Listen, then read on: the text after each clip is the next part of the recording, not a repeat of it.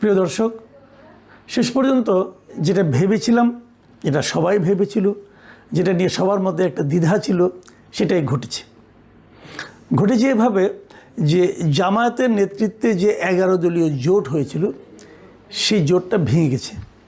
সেখান থেকে বেরিয়ে গেছে আমার বিবেচনায় সবচেয়ে বড় একটা অংশ, সেটা হলো ইসলামী আন্দোলন বাংলাদেশ। মানে চরমোনাইয়ের পীর সাহেবের নেতৃত্বে যে দলটা ছিল ইসলামী আন্দোলন বাংলাদেশ, যাদের নির্বাচনী প্রতীক হচ্ছে হাত পাখা, তারা আর সেই দলে নেই। অথচ ইন্টারেস্টিং হলো এই দলের মূল উদ্যোক্তা কিন্তু ছিল ইসলামী আন্দোলন বাংলাদেশ। তারা বলেছিল, তাদের মূল যে থিওরিটা ছিল সেটা হলো ইসলামের নামে যে দলগুলো আছে, মানে ইসলাম নামধারী যে দলগুলো আছে সারা দেশে, তাদের যে ভোটগুলো, মানে বাংলাদেশের অনেক জায়গায় কিন্তু আছে যে কিছু লোক আছে, ভোটার আছে যারা নাকি মুসল্লি ধরনের, ইমানদার ধরনের, পরহেজগার ধরনের লোকজনকে ভোট দিতে চায়। এই যে ইসলামী দলগুলো আছে, এগুলো কিন্তু অনেকগুলো দল, ইসলামী দল, যেমন ধরুন খেলাফত আন্দোলন, বাংলাদেশ খেলাফত আন্দোলন, কি খেলাফত মজলিস, এরকম অনেক দল, নিজামে ইসলাম পার্টি, ইসলামী আন্দোলন বাংলাদেশ, জামাতে ইসলাম, এরা সবাই কিন্তু ইসলামের কথা বলে। কিন্তু তাহলে কোনটা আসল ইসলাম, এটা নিয়ে কিন্তু বিতর্ক থাকতে পারে। আপনি জীবনেও মিলাতে পারবেন না যে কোনটা আসল ইসলাম। সবারই নিজ কিছু যুক্তি আছে। এক পক্ষ আরেক পক্ষকে বলে যে ওইটা করলে পরে তুমি কাফের হয়ে যাবে, তোমার ঈমান নষ্ট হয়ে যাবে, এগুলো বলাবলি করে। কিন্তু এত তাত্ত্বিক আলোচনায় না যেয়েও এটুকু আপনি বলতেই পারেন যে দেশে একটা বড় অংশের ভোটার আছেন যারা এত তাত্ত্বিক আলোচনা বুঝতে চায় না।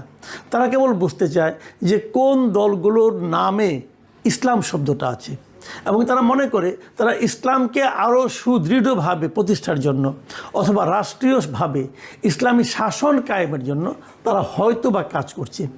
এই একটা ধারণা থেকে তারা ইসলামী দলগুলোকে ভোট দেয়।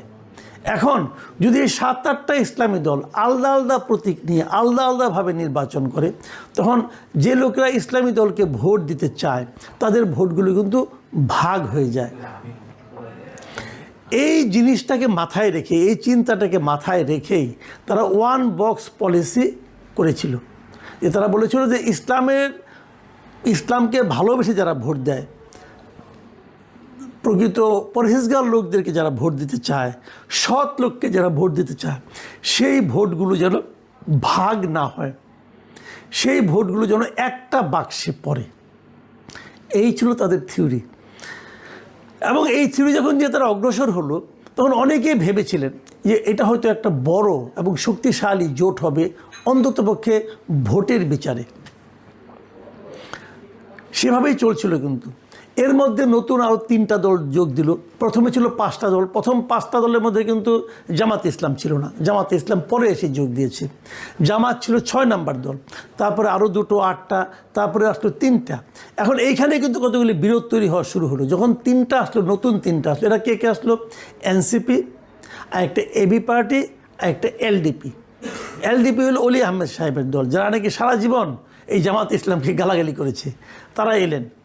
এখন এই বিষয়টা নিয়ে কিন্তু ইসলামী আন্দোলন হ্যাপি ছিল না। আনহ্যাপি হলেও সিট ভাগাভাগি নিয়ে আমরা দৃশ্য তো দেখেছি যে ইসলামী আন্দোলন চেয়েছে 50টা, তাদেরকে অফার করা হয়েছে 45টা অথবা 40টা। এটা নিয়ে ঘাপটা, এটা নিয়ে টানাটা। কিন্তু আমি যতটুকু জানি, আমি বিভিন্নভাবে বিভিন্ন সোর্স থেকে, এবং সব দলিতে কিছু লোকজন পরিচিত আছে, ভেতরে যে কথাটা আমি শুনেছি সেটা একটু শেয়ার করতে চাই। সেটা হলো ইসলামী আন্দোলন কোনো অবস্থাতেই জামাতে ইসলামকে 150 আসন দিতে চায়নি। ইসলামী আন্দোলনের প্রথম বক্তব্যটা ছিল জামাতে ইসলামের মনোনয়নের সংখ্যা, মানে যতগুলি আসনে তারা মনোনয়ন দেবে, সেই সংখ্যাটা যেন 150-র চেয়ে কম হয়। মানে যা নমিনেশন দিল, যদি সবগুলিও পাস করে যায়, তাও যেন জামাতের এমপির সংখ্যা 150 না হয়। এই ছিল ইসলামী আন্দোলনের মূল বক্তব্য। এটা ভুলও হতে পারে, কিন্তু আমি এটা একদম কনফার্ম হয়ে বলছি না, কিন্তু এরকম কথা আমি শুনেছি। কারণ তাদের বক্তব্য হলো যে যদি জামাতে ইসলাম নিজেই পুরো অন্যদের চেয়ে বেশি হয়ে যায় সবগুলোর চেয়ে, তাহলে সেটা পরবর্তী সময়ে জামাত যে ইসলামের প্রচারণা চালায়, জামাত যে ইসলামের কথা বলে, তার সঙ্গে ইসলামী আন্দোলন এবং অন্যান্য এই দলগুলোর এক ধরনের বিরোধ তৈরি হতে পারে।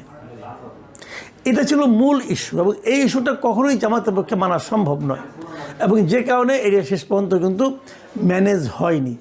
ইসলামী আন্দোলন এখন একা ইলেকশন করছে। তারা 270টা আসনের মনোনয়ন দাখিল করেছিল তাদের দলের, তার মধ্যে 2টা বাতিল হয়ে গেছে, আর 268টা আসনে তারা ইলেকশন করছে। তারা জামাত ইসলামের সঙ্গে নেই। এখন কেন নেই এই কথার জবাবে আমি ভেতরে যেটা বললাম সেটা তো আমার একটা স্পেকুলেশন বলতে পারে না, এবং দুইজনের সঙ্গে আলাপ করে আমি যেটা বুঝেছি সেটা আমি বললাম। কিন্তু তারা তো এটা মুখে স্বীকার করে না। তারা মুখে বলছে 5টা কারণের কথা। সেই কারণগুলি কী কী? মূলত সেই কারণগুলি নীতিগতভাবে, নৈতিকভাবে। যেমন তারা বলার চেষ্টা করেছে যে জামাতে মানে ইসলামী আন্দোলন তারা চাচ্ছে যে একটা ইসলামী শরিয়া শাসন কায়েম হবে যদি তারা ক্ষমতায় যায়, কিন্তু জামাত বলছে তারা শরিয়া আইনে দেশ পরিচালনা করতে চায় না, তারা প্রচলিত আইনে করতে চায়। ইসলামী আন্দোলন বলছে যে এই দেশে যত রকম অনিয়ম, দুর্নীতি, এই সবই হচ্ছে প্রচলিত আইনের কারণে। এর বিপরীতে শরিয়া আইন কায়েম করলেই একমাত্র এই সমস্যা থেকে সমাধান মিলবে। কিন্তু এই জায়গাটা তো একটা মৌলিক নীতিগত পার্থক্য। এই পার্থক্যের জন্য তারা জামাতকে দোষী করতেছে, তারা রাজি না এর সঙ্গে। এবং আরও নীতিগত প্রশ্ন তারা এনেছে যে জামাতের আমির তারেক রহমানের সঙ্গে দেখা করেছেন, দেখা করে তারপরে হয়তো তারা যৌথভাবে, ঐক্যবদ্ধভাবে অথবা একটা সমঝোতা সরকার করতে যাচ্ছেন। এটাও ইসলামী আন্দোলন কিন্তু পছন্দ করছে না। এই ধরনের অনেক কিছু হতে পারে। কিন্তু এদিকে আবার আরেকটা কথা আমি বলে নেই, এই যে ভেঙে যাওয়াতে লাভ হলো কার? একটা কথা ভাবুন, ইসলামী আন্দোলন কিন্তু এরই মধ্যে একটা মোটামুটি বড় দলে পরিণত হয়েছে। আমি এই কথাটা আগেও বলেছি বহুবার, আবারও বলি, এই বাংলাদেশে এখনও কিন্তু অনেক জায়গায় ভোট হয় মার্কা দেখে। অনেক সময় প্রার্থীটাকে এটা ইম্পর্টেন্ট না, মার্কাটা কি, মানুষ কোন মার্কাগুলিকে চেনে। বাস্তবতা হলো এদেশের মানুষ এখন পর্যন্ত গত কয়েক বছরের ইতিহাস থেকে আমি বলতে পারি মার্কা চিনে কয়েকটা। একটা হলো নৌকা, একটা ধানের শীষ, একটা লাঙ্গল, আর একটা হাত পাখা। আপনারা যদি বলবেন তাহলে আমি দাঁড়িপাল্লা বললাম না কেন?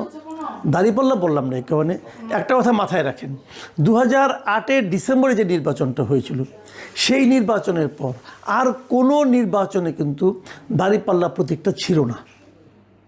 2014-তে জামাত ইসলাম তো নির্বাচনে অংশই নেয় নাই, দাঁড়িপাল্লা কেউ দেখেনি।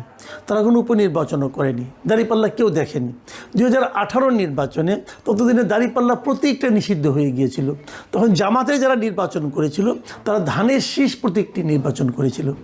এমনকি এই যে আজকে যে জামাতের আমির ডাক্তার শফিকুর রহমান, উনিও কিন্তু ধানের শীষ প্রতীক নিয়ে নির্বাচন করেছিলেন। জামাতের নির্বাচন কেউ করে, দাঁড়িপাল্লা ছিল না। 2024-এর নির্বাচনে দাঁড়িপাল্লা মার্কা ছিল না।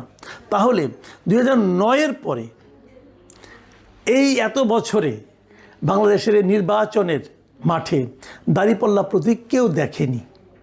বরঞ্চ এই সময়ে হাত পাখা মানে ইসলামী আন্দোলন প্রায় প্রতিটা নির্বাচনে অংশ নিয়েছে, এবং তেমনকি তারা স্থানীয় সরকার নির্বাচনে অংশ নিয়েছে, মেয়র নির্বাচনে অংশ নিয়েছে।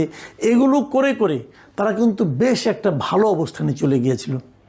আপনি তো বলবেন যে হ্যাঁ জামাত সে সময় সক্রিয় ছিল না বলে জামাতের ভোটগুলো ইসলামী আন্দোলনে গিয়েছিল। হ্যাঁ, এটা হতে পারে, জামাতের ভোটগুলো ইসলামী আন্দোলনে গিয়েছিল। ওই যে ইসলাম পছন্দ ব্যক্তিদের ভোটগুলো একটা বাক্সে নেওয়ার যে ফর্মুলা, এই ফর্মুলাটা তখন কিন্তু অটোমেটিক কার্যকর হয়ে গিয়েছিল। এই জন্য হয়তো ইসলামী আন্দোলনের ভোট একটু বেড়েছিল। কিন্তু পাশাপাশি এটাও সত্য, ইসলামী আন্দোলন এই সময়ে এই ফাঁকা মাঠে তারা কিন্তু ইসলামী রাজনীতির একটা ভ্যাকুয়ামকে কাজে লাগিয়ে বেশ ভালো একটা ভোট ব্যাংক করতে পেরেছে। কাজে ইসলামী আন্দোলন কিন্তু একটা, আমার বিবেচনায় একটা বড় দল, একটা বেশ বড় দল। এখন সেই ইসলামী আন্দোলন যখন সরে যায় তখন কিন্তু জামাতের যে জোট, সেই জোট কিন্তু ক্ষতিগ্রস্ত হবে, বেশ ভালোভাবে ক্ষতিগ্রস্ত হবে। ক্ষতিগ্রস্ত ইসলামী আন্দোলন হবে, কারণ অনেক জায়গায় জামাতের তো খুব ভালো ভোট ব্যাংক আছে, সেই ভোটগুলো ইসলামী আন্দোলন পেত। আর বাকি যে দলগুলো আছে এই দলগুলোকে আমি খুব একটা গুরুত্বপূর্ণ মনে করি না। কি এনসিপি, কি এবি পার্টি, এদের কোনো ভোট ব্যাংক নাই রে ভাই। কি মামুনুল হকের দল, এদের কোনো ভোট ব্যাংক নাই, খুবই অল্প। কাজে এখানে মূল ভোট ব্যাংক আছে জামাত ইসলামী এবং ইসলামী আন্দোলন। এই দুটো এক থাকতে পারলে এরা কিন্তু একটা শক্তিশালী প্রতিদ্বন্দ্বিতা গড়ে তুলতে পারত। কার সঙ্গে তুলতে পারত? বিএনপির সঙ্গে তুলতে পারত। আর যখন তারা ভেঙে গেল, লাভ কার হলো? লাভ হলো বিএনপির। সিম্পল। লাভ হলো বিএনপির। আচ্ছা, একটা কথা বলেন তো, এই যে বিএনপির এত বড় একটা লাভ হলো, এর পেছনে কি বিএনপির কোনো ধরনের ইনভেস্টমেন্ট ছিল না? এর পেছনে কি বিএনপি কোনো ধরনের চেষ্টা চরিত্র করেনি? ভাই, বিএনপি তো একটা রাজনৈতিক দল, এটা তো কোনো চ্যারিটি অর্গানাইজেশন না, এটা তো কোনো দাতব্য প্রতিষ্ঠান না। বিএনপি একটা রাজনৈতিক দল, এবং এই রাজনৈতিক দল কি কোনো রাজনীতি এখানে করেনি? করেছে কিনা আপনারা খুব শিগগিরই বুঝতে পারবেন। অনেকে তো এমনও বলা বলি করছেন যে ইসলামী আন্দোলনে বেশ কিছু প্রার্থী এখন দেখবেন বের হয়ে আসবে, সেই জায়গাগুলোতে বিএনপির প্রার্থীর দুর্বলতার কারণে অথবা নিষ্ক্রিয়তার কারণে। যদি সেরকম কিছু হয় তাহলে আমি মনে করব যে জামাতে ইসলামী, যা নাকি এতদিন ধরে নানা রকম কূট কৌশলের জন্য বিখ্যাত হয়ে উঠেছিলেন, গুপ্ত রাজনীতির জন্য বিখ্যাত হয়ে উঠেছিলেন, তাদের জন্য বোধহয় একটা বড় ধরনের ধাক্কা এবার নির্বাচনে পড়বে। প্রিয় দর্শক, এখন এই পর্যন্তই। আল্লাহ হাফিজ।